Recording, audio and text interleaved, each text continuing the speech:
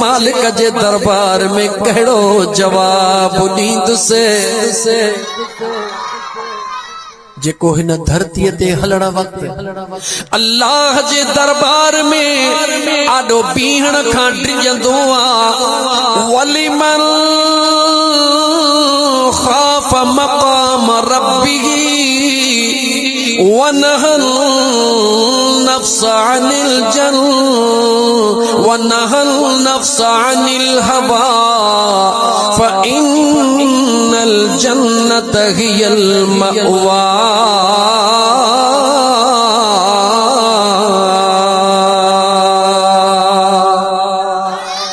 मुझो सुनो करीम रब पंहिंजे पाक कुरान करीम में फरमाईंदो आहे जॾहिं बानो ज़मीन ते हलण वक़्तु दिल में ख़्याल कंदो आहे त का कील न मुझे पेर हेठों अची वञे, को माकोड़ो न पेर हेठों अची वञे, को जीत न पेर हेठों अची वञे।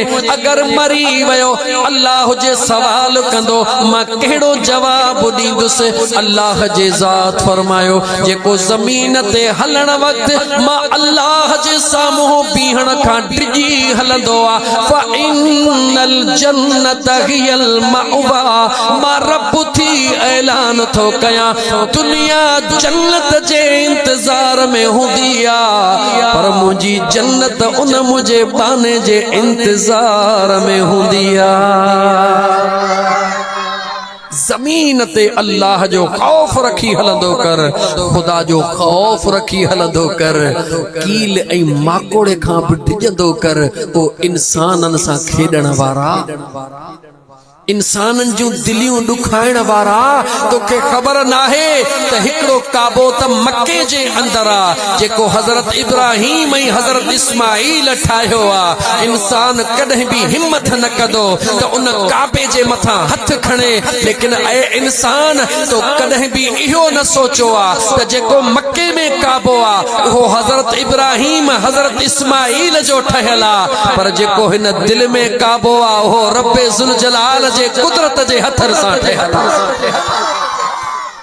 इन दिल जे काबे जो एहतराम कर, कंहिंजी दिल न आज़ारी कर, कंहिंजी दिल न दुखाए। निमाज़ूं कोन बचाईंदई, इहे रोज़ा कोन बचाईंदई, इहे हज कोन बचाईंदई, मौलवी हुजी पीर हुजी के जेको वणई सो हुज, पर जेकॾहिं कंहिंजी दिल आज़ारी थो करी, कंहिंजे दिल खे तकलीफ़ थो ॾी त रसूलुल्लाह सल्लल्लाहु अलैहि वआलिहि वसल्लम जो ही फरमान आली शान ॿुध। मुंहिंजे हुज़ूर पंहिंजे सहाबा खे फरमायो ॾियो ख़बर जी मुंहिंजा आका दुनिया जे अंदर नापसंदीदा में नापसंदीदा अमल अल्लाह जे आॾो कहिड़ो आहे ऐं पसंदीदा में पसंदीदा अमल कहिड़ो आहे। सहाबा जो मामूल हूंदो हुयो, हुज़ूर सवाल कंदा हुया, सहाबी जवाब न ॾींदा हुया, बस एतिरो चवंदा हुया अल्लाह ॼाणे ऐं अल्लाह जो महबूब जाने। या सहाबा जी मोहब्बत एतरी हद ताईं जो हज जो मौक़ो आ नबी करीम अलैहिस्सलातु वस्सलाम मैदान अरफात में बीठा आहिनि। सहाबा जन जिंदगी मक्के में गुजारी। हुजूर पुछन था मक्के दे ॾियारे इहो शहर कहिड़ो आ? सहाबा जिंदगी गुजारी थन मक्के में। सहाबा चवंदा अल्लाह जाने, अल्लाह जो रसूल जाने। इए नथा चवन त आका है त मक्को आ, मैदान अरफात में हुजूर जो ही कहिड़ो मैदान आ? आका अल्लाह जाने, अल्लाह जो रसूल जाने। छो जवाब न पिया ॾियनि? उन्हनि खे ख़बर हुई त अगर मक्के जे नाले मुंहिंजो मुस्तफ़ा चवे त ही मिस्र आ, त अॼु खां वठी मिस्र थी वेंदो। सहाबा के खबर आ अगर अरफात ला हुजूर चवे त मुज़दलिफ़ा है त मुज़दलिफ़ा थी वेंदो। छो त हुजूर जे गुलामन के खबर आ सहाबी थियण सवलो थो रही आ, सहाबी सदाइण आसान थो रही आ। छो त सहाबी निमाज़ुन जे करे न थियो आ, सहाबी रोज़न जे करे न थियो आ, सहाबी त थियो ई दीदारे मुस्तफ़ा जे करे आ। जन के हुजूर जे चेहरे जे दीदार जी खैरात मिली वई आ, उन्हनि के अल्लाह सहाबी जड़ो अजीम लक़ब अता फरमायो आ। दुनिया जा पीर वली गौस कुतुब गरजी पवन मुझे मुस्तफ़ा जे हिक सहाबी जे बराबर नथा थी सघन। या जे हुजूर जे शान के सुञाणन त हुजूर जा सहाबा सुञाणन। महबूब संदे शान के समझण त ॾुखियो आ, हिन इश्क जे अंदाज़ के समझण त ॾुखियो आ, हिन इश्क जे अंदाज़ के समझण त ॾुखियो आ। महबूब संदे मान के समझण त ॾुखियो आ, हिन इश्क जे अंदाज़ के समझण त ॾुखियो आ, हिन इश्क जे अंदाज़ के समझण त ॾुखियो आ। ॾिसंदा वया झुकंदा वया असहाबी थी वया, ॾिसंदा वया झुकंदा वया असहाबी थी वया, असहाब थी वया, असहाब थी वया। उन इश्क ऐं ईमान खे समझण त ॾुखियो आ, उन इश्क ऐं ईमान खे समझण त ॾुखियो आ। महबूब संदे शान खे समझण त ॾुखियो आ। ॻाल्हि निकिरी न वञे अॻिते वधण खां पोइ भुलिजी न वञा त मां अर्ज़ पे कयो त मदीने जे मीर सल्लल्लाहु अलैहि व आलिहि वसल्लम फरमायो सहाबा खे ॾियो ख़बर जी मुंहिंजा का अल्लाह जे दरबार में पसंदीदा अमल कहिड़ो आहे ऐं नापसंदीदा कहिड़ो आहे। सहाबा जवाब ॾिनो या रसूल अल्लाह, अल्लाह ॼाणे ऐं अल्लाह जो महबूब जाने। मुझे मुस्तफा जो जवाब कन खोले ॿुधो, ओ इंसान जे दिलनि में जख्म करण वारा बेरहम। मुझे मदीने जे मीर सल्लल्लाहु अलैहि व आलिहि वसल्लम फरमायो जेकॾहिं कंहिं शख्स पंहिंजे पाण खे ख़ुशि रखण लाइ, पंहिंजे नफ्स खे राज़ी करण जे लाइ कंहिंजे दिल खे ॾुखायो, मां मुस्तफा ऐलान तो कयां ॼण उन हथन सां 100 दफ़ा काबो शहीद कयो। अखियूं खोल ओ दौलत ते नाज करे गरीबन जे दिलनि ते तीर हलाइण वारा, कुर्सी ते नाज करे मिस्कीनन खे रंजाइण वारा, इहा कुर्सी सदाई न हलंदी, इहा जवानी इहो पावर सदाई न हलंदो। सदाई पावर हलंदो त मुझे रब्बे ज़ुल जलाल जो हलंदो। याद रखी छॾ, इन पावर में अची करे कंहिंजी दिल आज़ारी न कजां, मता तुंहिंजूं ज़िंदगी जूं इबादतूं रियाज़तूं खाक थी वञनी, पर केॾो बि गुनाहगार आ। मदीने जे साईं फरमायो अगर कंहिं शख्स पंहिंजे रज़ा जे लाइ न, पंहिंजे नफ्स जे ख़ुशीअ लाइ न, अल्लाह जे रज़ा जे लाइ कंहिंजे दिल खे ख़ुशि करे विधो, हुज़ूर फरमायो ॼण 100 दफ़ा काबतुल्लाह उन हथनि सां तमीर करे छॾी। ॾे ख़बर मुसलमान कहिड़ी इबादत पुॼंदी इन इबादत सां। मां अर्ज़ पे कयो त मुसलमान अल्लाह जा बानड़ा ड्रिज अल्लाह जे ज़ात खां कंहिंजी दिल आज़ारी न कर, कंहिंजी दिल आज़ारी न कर। ॾेई नथो सघी त न ॾे, पर कंहिंखे ॾुख आहे न, अल्लाह जे कंहिंसां राज़ी आहे, अल्लाह जे छामा राज़ी आहे, अल्लाह जे कंहिंसां राज़ी आहे, अल्लाह जे छामा राज़ी आहे। यार को अमीर को फकीर सब किस्मत जी बाज़ी आहे, को अमीर को फकीर किस्मत जी बाज़ी आहे। अल्लाह जे कंहिंसां राज़ी आहे, अल्लाह जे कंहिंसां राज़ी आहे। कख जे हेठा लख हूंदो अथई, फकीर पियो अचे, ॻाल्हि निकिरी आई आहे। फकीर पियो अचे, दुकान जे भरमा किरास कई, मिठाईअ जे दुकान, सुबुह जो सवेर खीर मिठड़ो गरम पियो करे माए जे लाइ। ॾिठई त फकीर थो पियो अचे, दिल में ख़्याल कई सुबुह जी महला फकीर खे खीर लपड़ी ॾियां, मन यार राज़ी थी पए। सॾु कई फ़क़ीर हेॾे आ, फ़क़ीरड़ो आयो, गरम गरम मिठड़ो खीर जो गिलास उनखे ॾिनई। फ़क़ीर बिस्मिल्लाह करे पी, अल्हम्दुलिल्लाह चई। उनखे न चई त तुंहिंजी महिरबानी, अर्श ॾे निहारे चवे थो यार केॾो न कुर्बदार हई,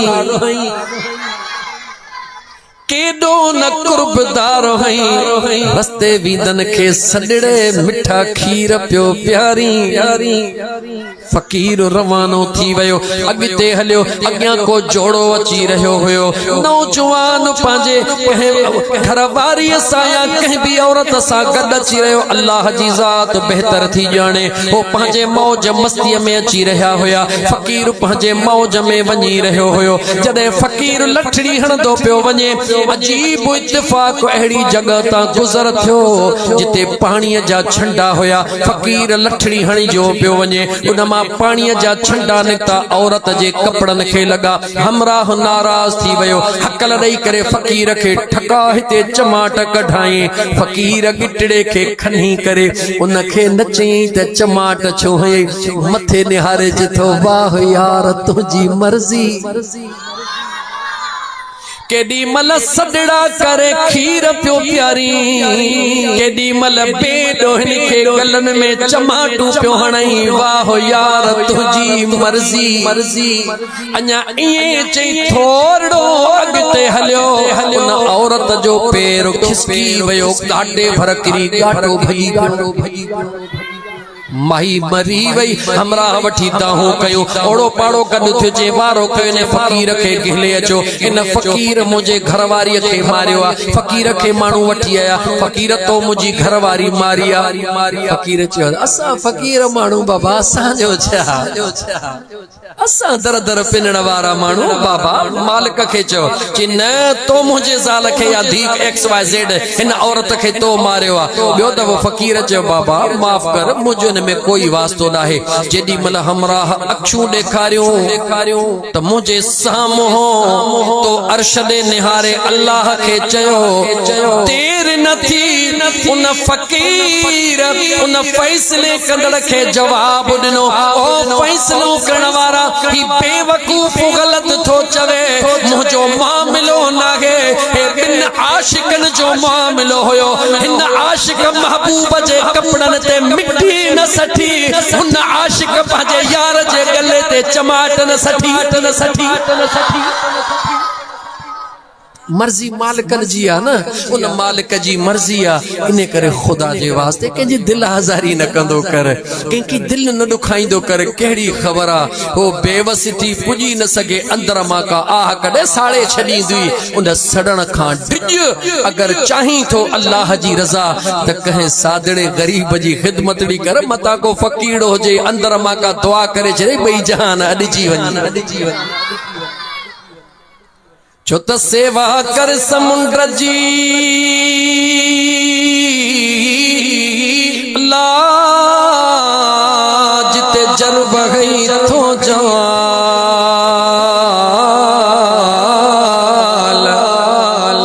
समय वहन था सीर में जिते माणिक मोती लाल हिको मासो मिलई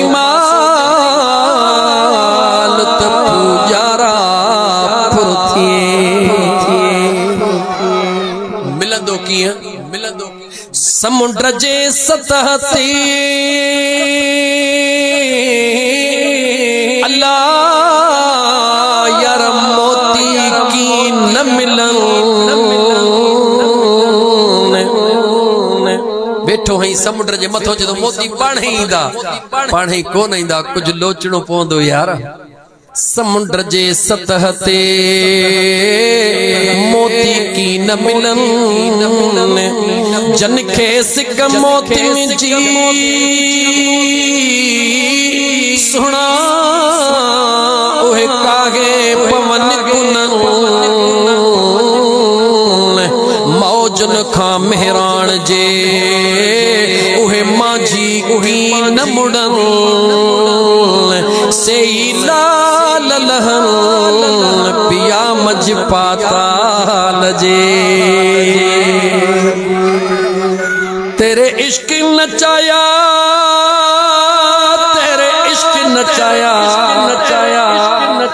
तेरे इश्क नचाया करके थैया जल्दी आओ तबीबा न तो मैं मर गया हाय हाय अल्लाह करे का इश्क जी ज़री नसीब थी। अल्लाह का दुआ घुर छो त मुझा दोस्त कदे हिन वजूद मां बाहर निकर त ॾाढो मज़ो आ। बस मां बहराड़ी जो माहौल आ पाण ते कंट्रोल करे पोइ ते मोटी थो चा। मुझे महबूब जे फरमान ते याद आ त मुझे महबूब सहाबा के फरमायो त अल्लाह जे नजदीक सब का सुनो अमल ऐं सब का नापसंदीदा सहाबा जो या रसूल अल्लाह अल्लाह जाने ऐं अल्लाह जो रसूल जाने त महबूबन छा फरमायो अल्लाह जे कुदरत में सब का वधीक पसंदीदा अमल कंहिंजे दिल के खुश रखना, कंहिंजे दिल के खुश रखना ऐं अल्लाह जे कुदरत जे नजदीक सब का नापसंदीदा अमल कंहिंजे दिल के रंजाइणा। हाणे मर्जी तुंहिंजी आ सजण साईं जे चरे फ़कीर तोखे पैगाम ॾिनो हाणे तुंहिंजी मर्जी आ वणई त हीअं वञ वणई त हीअं वञ। अल्लाह जी ज़ात शल तो असांखे हिदायत नसीब फरमाए। कुरान जी आयत पे पढ़ियम याद अथव न कहिड़ी अल्लाह पंहिंजे बानन जूं निशानियूं बयान कयूं पे अल्लज़ीन यमशून अलल अर्द हौना। ये सॼो मौजू इहो हलायो त ज़मीन ते हलो पर धीरे धीरे, तकब्बुर न वॾाई न, ज़मीन खे अल्लाह वला तमशी फिल अर्द मरहा। ओ कुरान खोल मुसलमान वला तमशी फिल अर्द मरहा इन्नक लन तखरिकल अर्द वलन तबलुगल जिबाल तूला। अल्लाह तो चवे जमीन ते सुकून सां हल ऐं जमीन ते आकड़ी जी हलण वारा रब तो चवे तू केॾो बि मोतबर थी हल मुझे जमीन के चीरे को न सघंदे। केॾो बि आकड़ी जी हल तुझे पेरन में मां रब एतरी ताकत कान ॾिनी आ जो तू लतहणी जमीन चीर जी वञे हरगिज़ न। अल्लाह फरमाए तो हा हा उहे मुझा महबूब बान्हा तू ज़ोर सां पेर हणी त जमीन जी दस उॾाम दिया पर मुझा महबूब बाना रुगी इशारो कंदा हल जमीन त छा पर पानी भी टुकड़ा टुकड़ा थी बीही रहंदो आ। वला तबलुगल जिबाल तूला रब तो चवे जबलन दे निहार तू केतरो बि मोतबर थी न जबलन जेतरो लंबो थी सघंदे इन्हनि जेतरो मोगरो न थी सघंदे। मां अल्लाह ओहो हा जंहिंजे आॾो हे जबल बि ही चहनि हेठि बीठा आहिनि। इन करे रब चवे थो मां अल्लाह जे फर्श ते वॾाईअ सां न हलंदो कर, तकब्बुर सां न हलंदो कर। मां अल्लाह जे फर्श ते हली त कुझु इंसान थी हलंदो कर, इंसान थी हलंदो कर। वरी जुमलो तो चवां इंसान थी हलंदो कर छो इंसान मिट्टीअ जी पैदाश खलक़तहु मिन नारि व खलक़तहु मिन तीन। ओ मिट्टी जो इनकार करण वारा शैतान रड़ करे चयो मौला हे मिट्टी जो बनियल मिट्टी हेठ किरंदी आ मां बाह जो बनियल आ बाह मथे उॾामंदी आ।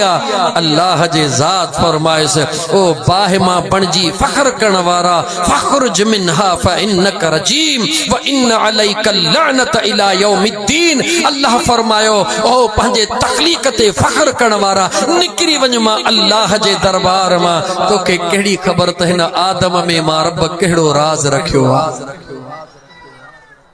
ऐ आदम ऐ इंसान मिट्टीअ मां बणजण वारा मिट्टीअ खे केॾो बि मथे उछलाए पर वापसि हेठि ईंदी आहे। तूं मिट्टी आहीं जे आहीं मिट्टी त मिट्टीअ ते मिट्टी थी हल। बहरहाल अल्लाह जे ज़ात बाबरकात जे क़ुरान करीम जी अॻी तिलावत कयां अल्लाह ताला पहिरीं निशानी ॿुधाए ॿी निशानी मुंहिंजे रब जे ज़ात फरमायो व इज़ा ख़ातबहुमुल जाहिलून क़ालू सलामा। अल्लाह जे ज़ात फरमायो पाणई त कंहिंजी दिल आज़ारी न कंदो कर, बुरी ज़ुबान न हलाईंदो कर। पर अल्लाह तो फरमायो अगर को तोसां ग़लत ॻाल्हाए पोइ बि उनखे जवाब ग़लत न ॾींदो कर। गंद के गंद सा साफ न कंदो कर व इज़ा खातबहुमुल जाहिलून। अगर अगलो तो सा घट वध तो गालाए अल्लाह तो चवे जो मुंहिंजो बानो आ उन जी निशानी इहा हुन गार ॾिनी हे गार कोन ॾींदो हुन घट वध गालायो। रब तो चवे मुंहिंजो बानो घट वध कोन गालाईंदो। मौला छा कंदो हो गंद कंदो वींदो। हे अस्सलामु अलैकुम चई हलियो वींदो। अस्सलामु अलैकुम जी माना चाहे तो ते अल्लाह जी सलामती हुजे। हो बुराई कंदो वयो हे वींदे वींदे वरी बि भलाई कंदो वयो। हाणे तुझी मर्जी आ। अल्लाह जे बाने जी निशानी ए आए असा औलाद के सेखारींदा हूं मुंहिंजो पुट थी करे वरी तू मोटी आयो है तोखे हिकड़ी हई अड़े पंजत हणी अची स खबर पए स त ही फलाणे टिंग खान जो पुट आ। यो औलाद जी तरबियत न तो करी औलाद के बर्बाद थो करी। छो त जेके अल्लाह जा बाना हन उन्हनि जी निशानी इहा न हूंदी आ। औलाद जी तरबियत ईअं कर बच्चा जेको मुड़ियो सो जुड़ियो। तोखे भली चवन तू मचो वातों वर अगो अगराई जो करे खता सो खाए पांद में पाए कीने वारो की नकी। घड़ी खरना भले मोतबर सदाए पर सब्र कर जे अल्लाह जो फैसलो ॾिसिया पाणे झुकी तुझे कदमन में ईंदो। अगी आए त कुरान जी अल्लाह निशानी टी केड़ी पंजे बानहन जी बुधाई लजीन यबीतू नल रब्बिहिम सुजदौ क़ियामा।